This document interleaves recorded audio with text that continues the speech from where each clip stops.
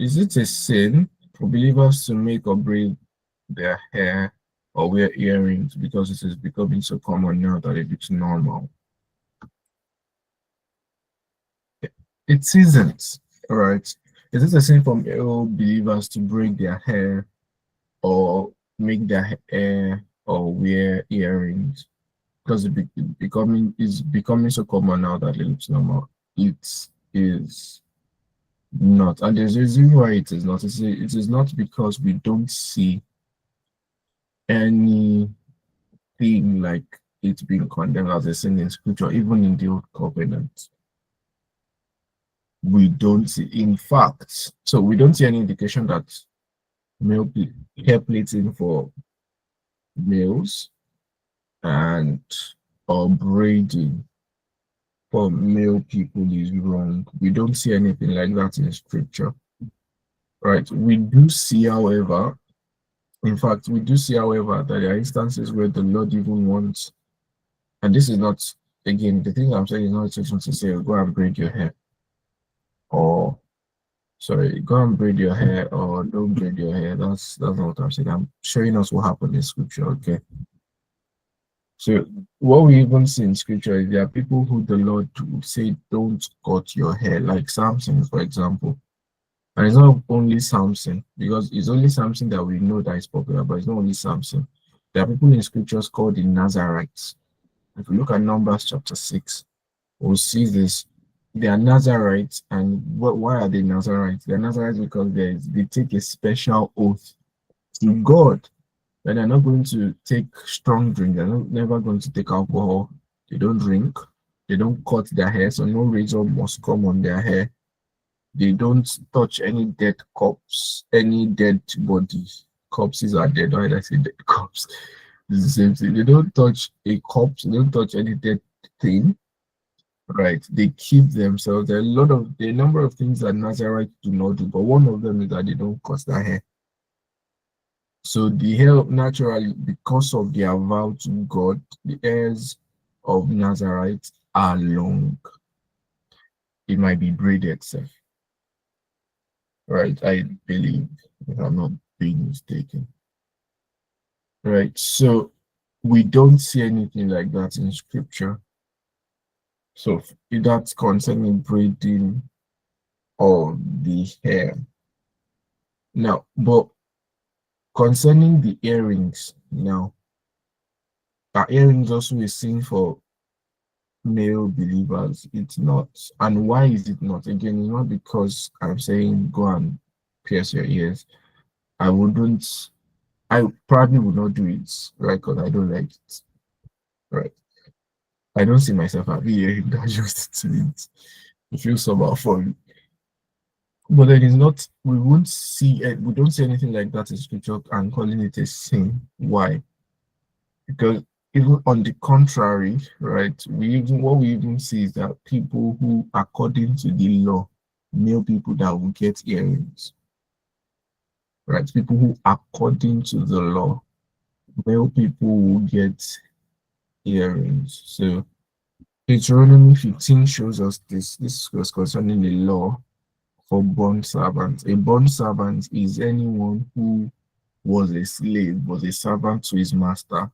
And then, so in the slavery, maybe to touch on this, the slavery system of the Bible was not the slavery system of the colonial era. So when people say, oh, the Bible condones slavery, they are talking about different things. The slavery in the Bible was different from what they are talking about.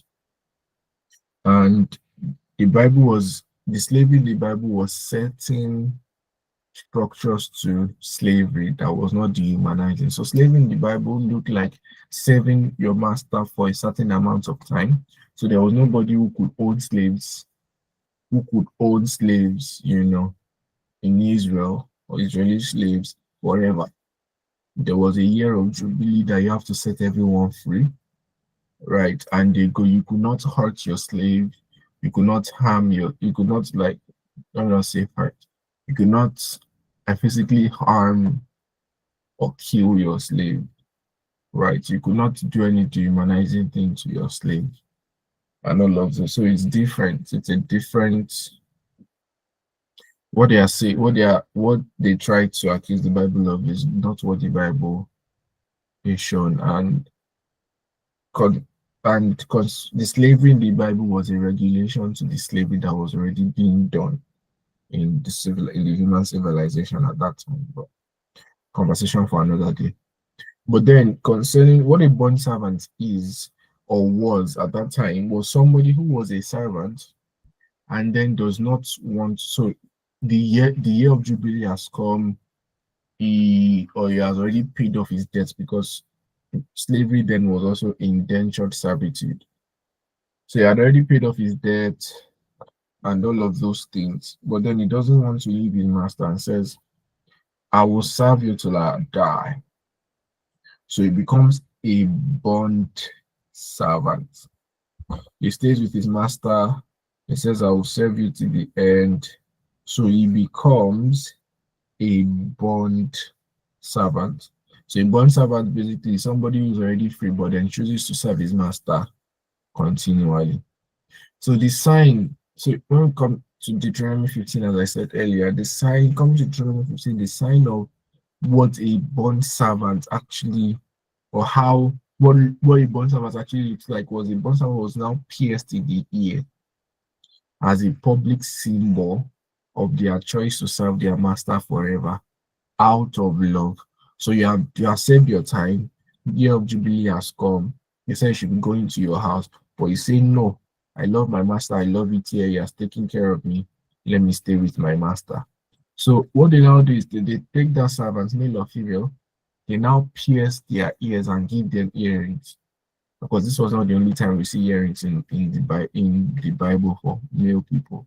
But then this was a time, and this does not mean that everybody that puts, and the reason why I even said this was not the only time, right, that we see earrings in the Bible. It shows us that because there are arguments that you see that people now say, should be only slaves that have earrings is not true, right? We see Exodus, when Exodus 32, when the Israelites had left, they had left Egypt, right?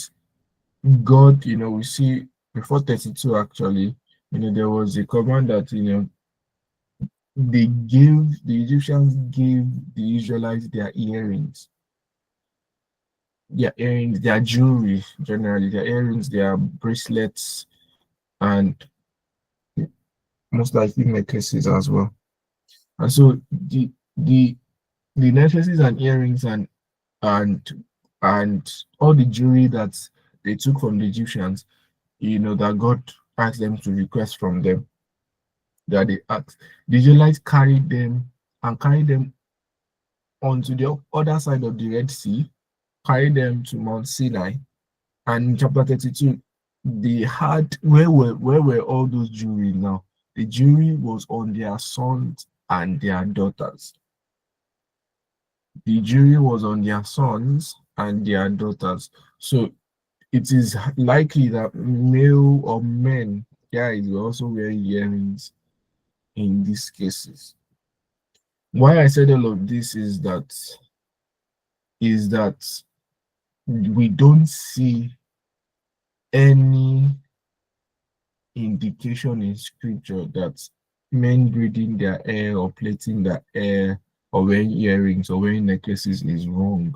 We don't see anything like that in scripture. And people say, oh, yes, it is for slaves. Even if that was true, that doesn't mean that it was morally wrong. Because the argument is that it is wrong to plait your hair. Your hair rather. It is wrong to pierce your ears as a guy. Even if it was only for slaves, doesn't mean that it's morally wrong, because it is morality that it was not condemned as being wrong in scripture is what I mean. So there's this idea that, oh, it is wrong, it is not.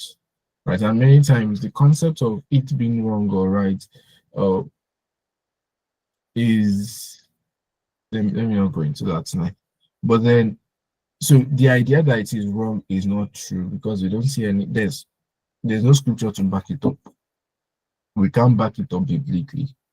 That's my point. To say, oh, braiding your hair is wrong, we can't back it up biblically. male piercing their ears is wrong. Is and this is not me advocating for either side because again, I don't do it as you can see. I don't do it as you can see. But then at the end of the day, it's not wrong, and that's the point. So, and let me just say that it's something that okay. Should I say this? It's something that we might just have to come to terms with, to understand, to know that this thing might not be liked by me. All right, that this thing might not be liked by me, and that's okay. Right. To be honest, that I don't like these things does not mean it is wrong, and that's okay. Because I don't like it does not mean it is wrong, and that's okay. I may not like it, but that does not mean it's wrong. I don't know if I get what I'm saying. So I'm saying that there should be an understanding that this thing is not wrong, but I may not like it, and that is fine. Okay, and that is fine. But then going on to what I wanted to say next, as much as it is not wrong, all things should be done in moderation. Moderation is what the believer has been called to. We see this in First Corinthians, Apostle Paul admonishing the Corinthian church that all things should be done in moderation. So we have things that we can do that are okay, they are right. They are not wrong to do, but there's a way you will do it, you will not end up being wrong, excuse me. That you'll be so right, you end up being wrong. Right. There are a lot of things that we do that are not wrong in and of themselves, but you do it so much, you now end up, or the way you do not so much, is not so much not a qualifier now. You do it in a way that you now end up being wrong. You are right, but the way you are doing it is wrong. Right. So all things should be done in moderation. In as much as it's not wrong, it should be done in moderation. But then we, there should also be an understanding of people who are looking for the third parties who are looking at it. Or we start point to say, oh, it's wrong, and to know that whether it is wrong based on scripture or wrong based on I don't like it. And if it's I don't like it, that means it might not be wrong. It's just I don't like it, and that's okay too. But it should not be like it's now making other people sin. Well, the Bible, well, scriptures does not call it a sin. All right, so it's not wrong. It's not a sin. Doesn't mean I'm saying should do it. I'm showing us from scripture. And at the end of the day, everything should be done in moderation because there's a way you can do even what is right, and you end up being wrong.